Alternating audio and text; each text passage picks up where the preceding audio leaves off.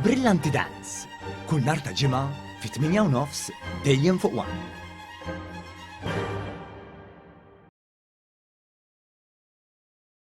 Il-ħamis filgħaxija kellna dibattitu fejn rajna oppożizzjoni li rrappreżentat kif dibattitu m'għandux ikun. Oppożizzjoni li minn 10 snin ilu l-hawn baqgħet ma nbidlet xejn.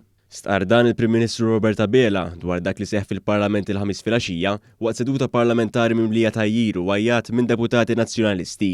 F'intervista mill-ġurnalista One News Samuel Lucas il-Prim Ministru nnota kif minkejja 20 jum ta' tajjiru u tawwix tal-fatti, l-oppożizzjoni baqgħet ma ħarġitx proposta dwar il-pass li jmiss. Ara jekk xi ħadd f'dal aħħar 20 jum wara li ngħatat is-sentenza għadx sema mqar proposta waħda li hija waħda min-naħa tal-oppożizzjoni dwar it-triq il qudiem u l-beraħ kont nippretendi f'mozzjoni mqajma mill-istess oppożizzjoni, mozzjoni tal-istess oppożizzjoni, kont nistenna illi f'dal-jum li kien propju dedikat għal din il-mozzjoni l-ħamis illi tersa imqar il-qoddim bi proposta waħda ma nipretendix li l-oppożizzjoni mis se tikkritika, imma li tagħmel proposta waħda mqar pożittiva dwar triq il-qoddim, xorta l-oppożizzjoni baqgħet kompletament assenti hemmhekk. Intant il-Prim Ministru qal kif id-diskors tiegħu fil-Parlament spjega l-fatti kif inhuma dwar il-konċessjoni tal-isptarijiet u mhux l-ispin li qed tipprova tgħaddi l-oppożizzjoni.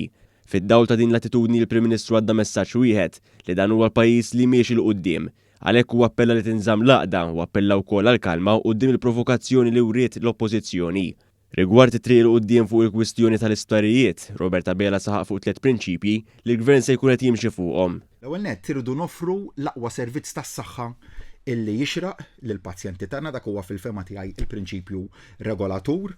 Se nkunu qegħdin nibnu bi priorità sptar ġdid ġewwa Għawdex, dal-isptar ġdid ġewwa Għawdex se jkun immexxi mill-Gvern ta' Malta u t-tielet prinċipju li nemmnu fih huwa li s-servizzi ta' natura medika ta' kura akuta għandu imexxihom ukoll il-Gvern.